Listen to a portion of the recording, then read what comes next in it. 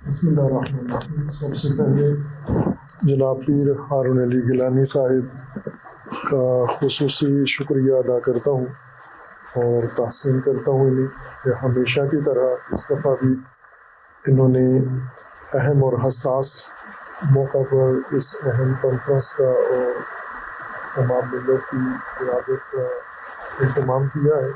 اللہ تعالیٰ انہیں توفیق مزید دے اور اجر دے انشاءاللہ۔ اور اسی طرح جو بزرگان شرکاء ہیں، علماء، مشائخ اور ہماری سیاسی قیادت، ان کا بھی شکریہ ادا کرتا ہوں کہ انہوں نے پیر صاحب کی اس دعوت پر لبیک کہا ہے اور آ کر اپنا اظہار نظر پیش کیا ہے۔ اس سے پہلے کہ پیر صاحب ہنسنا شروع کر دیں میری گفتگو کے دوران میں جلدی اپنی بات کروں گا۔ پیر صاحب نے البتہ بعضوں کو زیادہ ٹائم دیا ہے، بعضوں کو کم ٹائم دیا ہے۔ اب وہ بھی کوئی بات فرمائیں خدا ہی بات کرتے ہیں۔ باہر کے میں کوشش کروں گا اپنے وقت میں ہی بات کروں۔ جنگ میں ترتیب نہیں ہے میری گفتگو میں، جو میں نے نوٹ کیا ہے ساتھ ساتھ بزرگوں سے۔ اول تو بہت خوبصورت گفتگو بعض دوستوں نے کی ہے۔ جناب امیر محترم سراج الحق صاحب حفظہ اللہ نے وہ بنیادی نکات کی طرف اشارہ فرمایا ہے۔ اسی طرح محترمہ تقدیس صاحبہ نے میری نظر میں وہ نکات بیان کیے جن کی طرف ہمارے باقی بزرگان نے اشارہ نہیں کیا، وہ بہت ہی عمدہ گفتگو۔ اور اسی طرح جو بیرسٹر صاحب نے گفتگو کی اس میں بھی بڑے قیمتی نکات میں طاہرہ صاحب نے تشریف فرما ہے، انہوں نے بھی بہت اہم نکات کی طرف رہنمائی کی اور باقی بزرگان نے میں نے نوٹ کیا ہوا ہے سب کا، وقت نہ ہونے کی وجہ سے ان کے مطابق میں تکرار نہیں کر سکتا۔ ہم جنگ کی حالت میں ہیں اور جنگ دو چیزیں سامنے لاتی ہے، کمزوریاں بھی سامنے لے آتی ہے اور جو طاقت کے نکات ہوتے ہیں وہ بھی جنگ کے اندر سامنے آ جاتے ہیں۔ جنگ میں کمزوریاں ہماری واضح ہوئی ہیں۔ ایک یہ کہ دشمن کے میزائل اور ڈرون اٹک تک پہنچ گئے ہیں، وہ خان بیس تک پہنچ گئے ہیں، اور یہ ہمارا دفاعی نظام اتنا مضبوط ہونا چاہیے کہ سرحد ہی عبور نہ کر سکے۔ مارکیٹ اس جنگ نے یہ نشاندہی کی ہے کہ اس پہلو میں مزید انشاءاللہ ہماری افواج کام کریں گی، محنت کریں گی اور اپنا دفاعی نظام مقامی سطح پر جس طرح باقی مقامی ٹیکنالوجی سے انہوں نے مقابلہ کیا ہے، دفاعی ٹیکنالوجی اپنی مضبوط کریں گی۔ دشمن نے کمزوریاں دیکھ کر ہی ہم پر حملہ کیا ہے۔ ان کمزوریوں میں وہ کمزوریاں جو ہم نے خود وقتاً فوقتاً ملک کے اندر پیدا کی ہیں اور پھر ان کو پیغام کے طور پر باہر بھیجا ہے، تو دشمن نے انہیں ہماری کمزوری سمجھا ہے۔ ہم نے دیکھا ہے کہ گزشتہ چند سالوں میں سیاست کی بھیٹ چڑھی ہے، ہمارا دفاعی نظام، ہماری فوج کو تحقیر کیا گیا ہے، فوج کی توہین کی گئی ہے، فوج کی تقسیم کی گئی ہے، فوج کے کردار کو بہت ڈیمیج کیا گیا ہے اور سارے تماشا دیکھتے رہے۔ کسی نے بھی یہ نہیں سوچا دیکھا کہ اگر فوج ہماری کمزور ہو جائے گی تو ملک کا دفاع کون کرے گا۔ یہ پیغام ہم نے دیا ہے میڈیاز کے ذریعے اور سیاسی لیڈرز کے ذریعے سے کہ فوج کو ہم نے کمزور کیا ہے، اور کچھ نے کمزور کیا، کچھ نے تماشا دیکھا ہے۔ یہ ہماری طرف سے کمزوری پیدا کی گئی ہے۔ دہشت گردی جو بلوچستان خیبر پختونخوا کے اندر زوروں پر ہے، یہ قابو نہ پانا، اس کو کنٹرول نہ کرنا، یہ بھی کمزوری کی ایک علامت سمجھا گیا ہے۔ فرقہ واریت ملک کے اندر یہ بھی ایک کمزوری کی علامت ہے۔ اور اسی طرح آپس میں جیسے طاہرہ صاحب نے بار بار نشاندہی کی اور اچھے نقطہ تھا کہ ہم آپس میں مل کیوں نہیں بیٹھتے، ہم آپس میں ایک دوسرے کو قبول کیوں نہیں کرتے، ہم دلوں سے نفرتیں کیوں نہیں نکالتے۔ تو اب جب کہ وقت آ گیا، اتنا کڑا وقت آیا ہے، تو ہم ثابت کریں کہ یہ کام کر سکتے ہیں۔ ہم بالاتر مصلحت کے لیے، قوم کے لیے، ملک کے لیے، اللہ کی رضا کے لیے ہم یہ کام کریں۔ تو ہمیں کمزوریاں دور کرنا ہوں گی، سیاسی کمزوریاں، سفارتی کمزوریاں، عسکری کمزوریاں، لیکن وہ ہمارے اختیار میں نہیں ہیں۔ ہم جو طبقہ یہاں تشریف فرما ہے وہ جو کمزوری دور کریں، سب سے بڑی وہ آپس میں تفرقے کی کمزوری ہے۔ تفرقہ قرآن بھی فرماتا ہے کمزور کرتا ہے، اور ہمیں کیا ہے کمزور تفرقے نے۔ تو اب وقت آ گیا ہے کہ ہم اتحاد کی طرف آئیں اور فراموش کریں، برداشت کریں، شرح صدر پیدا کریں اپنے اندر۔ کوئی نہیں بھی پسند ہمیں تو بھی وطن کی خاطر، ملک کی خاطر اس کو تحمل کریں ہم، اور آپس میں کمزوری نہ دکھائیں ہم۔ بنیان مرصوص ہماری افواج نے اپنے جواب کا نام رکھا ہے، تو بنیان مرصوص میزائلوں کے اس طاقت کو نہیں کہتے، انسانی طاقت کو کہتے ہیں۔ انہوں نے فوجی عسکری طاقت بنیان مرصوص ثابت کیا ہے کہ ہماری افواج بنیان مرصوص ہیں، سیسا پلائی دیوار ہیں، طاقت ہیں۔ لیکن بنیان مرصوص جیسے قرآن نے فرمایا ہے اور تلاوت بھی ہوئی ہے اور ہم سب جانتے ہیں، انسان جب آپس میں اس طرح سے مل جائیں کہ ان کے اندر رکھنا نہ کیا جا سکے، انہیں تسخیر نہ کیا جا سکے، انہیں توڑا نہ جا سکے، تو انسانی اتحاد کو بنیان مرصوص کہتے ہیں۔ یہاں بہت بزرگ شخصیات بیٹھے ہوئے، میرے اساتذہ ہیں سارے تقریباً، میں ان کے شاگرد کی جگہ ہوں، ان کی خدمت میں جسارت کا اختیار کر رہا ہوں کہ بنیان مرصوص تو انسانی آپس میں مومنین کے قلبی اور آپس کے تعلق سے بنیان مرصوص بنتی ہے۔ تو اصل بنیان مرصوص دکھانا ابھی باقی ہے، بھارت کو بھی اور باقیوں کو بھی۔ اس لیے یہ جو عنوان رکھا گیا ہے اسے ثابت کریں ہم عملی طور پر کہ واقعاً ہم بنیان مرصوص ہیں۔ یہ حملہ میں سن رہا ہوں شروع سے کہ ہندوستان نے کیا ہے، ہندوستان اور اسرائیل دونوں نے کیا ہے۔ اسرائیلی ڈرون اس کے اندر استعمال ہوئے ہیں، اسرائیلی جاسوسی معلومات ان کو ملی ہیں، امریکہ نے ان کو ٹیکنالوجی اور ہر لحاظ سے سپورٹ کی ہے۔ جب ان کو منہ کی کھانا پڑی تو پھر یہ ثالث بن گئے، اور میں اس وجہ سے تقدیس صاحبہ کو بہت میں نے سراہا ہے کہ انہوں نے یہ بات نشاندہی کی ہے کہ جو ہمیں لڑا رہا تھا، جس نے بھارت کو، جس طرح لیاقت بلوچ صاحب نے اور باقی بزرگوں نے کہا ہے کہ ہندوستان کو ایک برتر طاقت ثابت کرنے کے لیے انہوں نے چائنا پر بھی اور پاکستان پر بھی امریکہ نے ساری توانائیاں اور پیسہ لگایا ہے، وہی امریکہ آج ہمارا ثالث بن گیا ہے اور ہم اس سے اپیلیں کر رہے ہیں کہ آپ جنگ بند کروائیں۔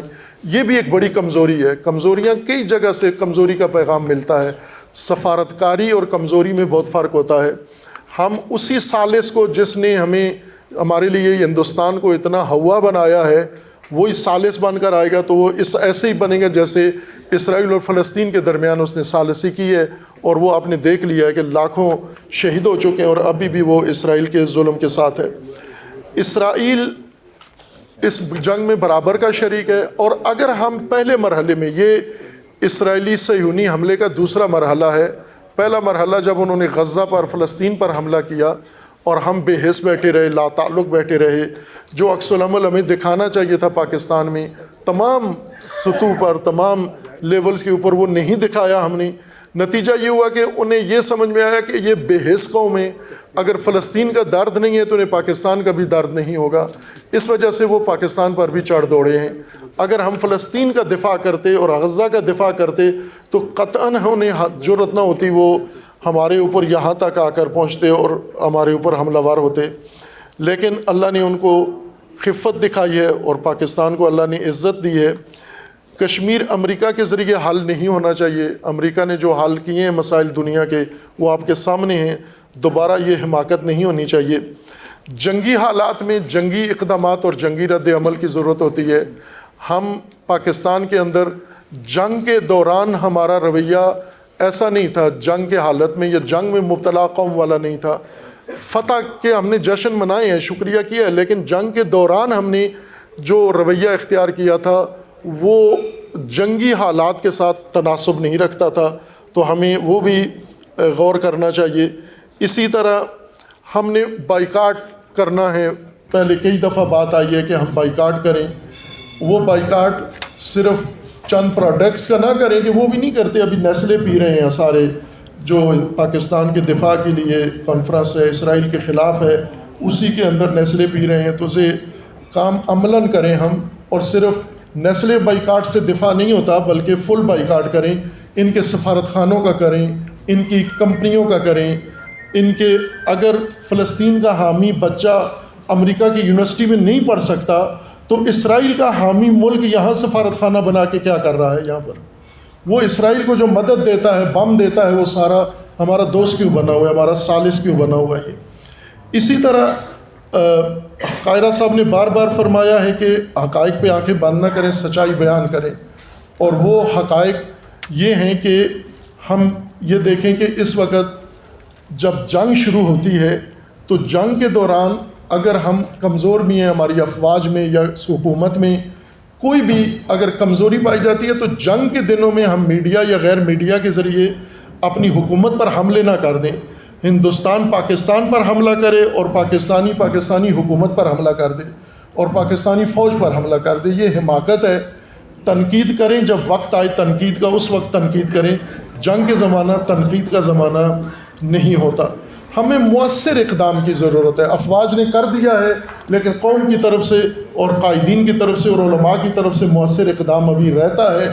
پچھلی کانفرنس جو پیر صاحب نے بلائی تھی اور اس میں طے کیا تھا کہ اسلام آباد میں ہم مؤثر اقدام ایسا کریں گے کہ غزہ کا ظلم بند ہو، اور ہم کر سکتے ہیں اگر ہم بھی ان کے تمام مفادات بند کریں اپنے ملک میں، اور یہ کام ہماری قیادت کر سکتی ہے۔ اس طرف آئیں، ہمیں کرنا چاہیے۔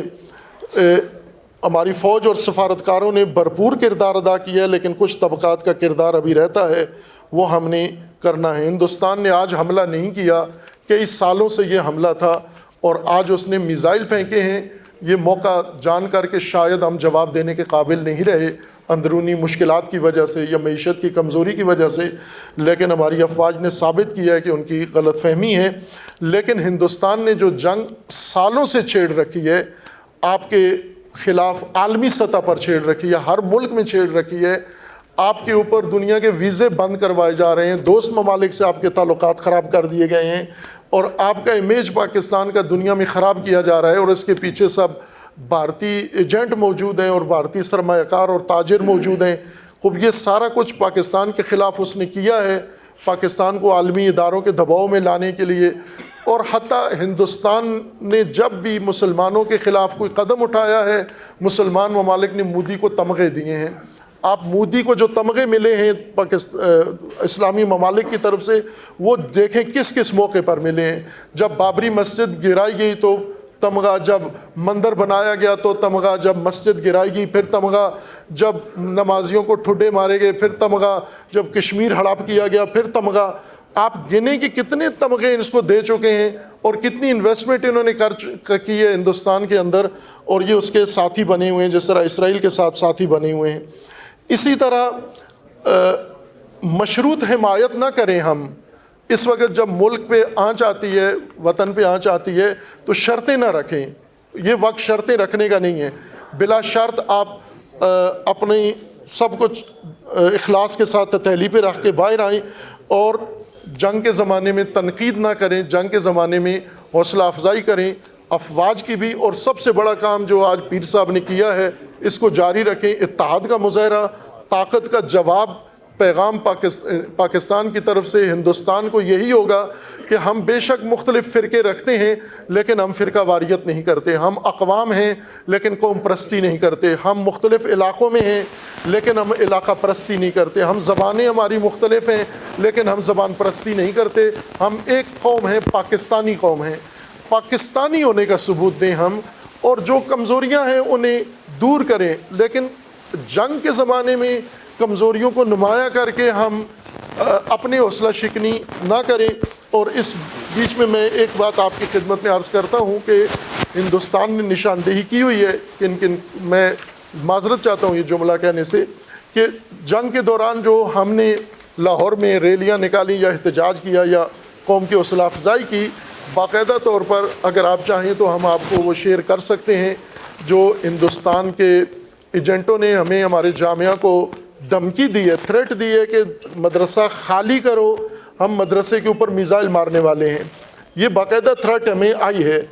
خوب کریں گے وہ، ظاہر ہے جو بھی پاکستان کے لیے آواز اٹھائے گا اسے دھمکی دیں۔ مرید کے میں انہوں نے فوجی ٹھکانے پر حملہ نہیں کیا، مسجد پر حملہ کیا، باولپور میں مدرسے پر حملہ کیا۔ تو مدرسے اور مسجدیں جو قوم کے اتحاد کی بات کریں گے یا ہندوستان کا مخالفت کریں گے، ان پر وہ حملے کریں گے۔ لیکن یہ دھمکیاں اگر وہ میزائل مار بھی دیں تو کوئی حرج نہیں ہے۔ جہاں پر ہمارے باقی شہید ہوئے ہیں، ہم بھی شہید ہو سکتے ہیں اس کے لیے، اور وطن کے لیے شہادت راہ خدا میں شہادت ہے، اس میں کوئی فرق نہیں ہے۔ اور اس لیے ہماری درخواست ہے آپ تمام بزرگوں سے کہ یہ سلسلہ جو پیر صاحب نے شروع کیا ہے یہ جاری رکھیں، اپنے اپنے طور پر اپنے اپنے مراکز میں اس کو تکرار کریں اور جلدی اور اس طرح کا اتحاد کا مظاہرہ کریں کہ دنیا ساری کو یہ پیغام مل جائے کہ پاکستانی قوم کے اندر اگر پہلے دراڑیں تھیں، کمزوریاں تھیں، تو اس حملے نے ان کو متوجہ کر دیا ہے، شعور آ گیا ہے کہ انشاءاللہ ہم سابقہ کوتاہیوں پر اللہ سے معافی مانگیں اور آئندہ کے لیے عہد کریں کہ انشاءاللہ اپنے وطن کے لیے، دین کے لیے ہم میدان میں رہیں گے، غزہ و فلسطین فراموش نہ ہو۔ ایسا نہ ہو کہ پاکستان پہ اگر حالات خراب ہوتے ہیں تو غزہ بھول جائیں۔ ہم یمنیوں کو دیکھیں جن کا ملک تباہ ہو گیا ہے لیکن وہ غزہ کے لیے آج بھی کھڑے ہوئے ہیں میدان میں، اور غزہ کی خاطر اپنا مزید نقصان کروا رہے ہیں، اس لیے کہ یہ اللہ کے حکم کی اطاعت کر رہے ہیں، اور ہماری حالت یمن والی نہیں ہے۔ ہم الحمدللہ پاکستان ایک طاقت ہے، اور اگر ہم عوامی سطح پر اور مذہبی سطح پر ایک ہو جائیں تو انشاءاللہ یمن سے بہتر کردار ہم غزہ کے حق میں بھی ادا کر سکتے ہیں پاکستان میں رہتے ہوئے انشاءاللہ۔ اللہ تعالیٰ غزہ کو نجات عطا فرمائے، کشمیر کو آزاد فرمائے، اللہ پاکستان کی حفاظت فرمائے، اور اللہ تبارک ہماری افواج پاکستان کو فتح و نصرت عطا فرمائے انشاءاللہ۔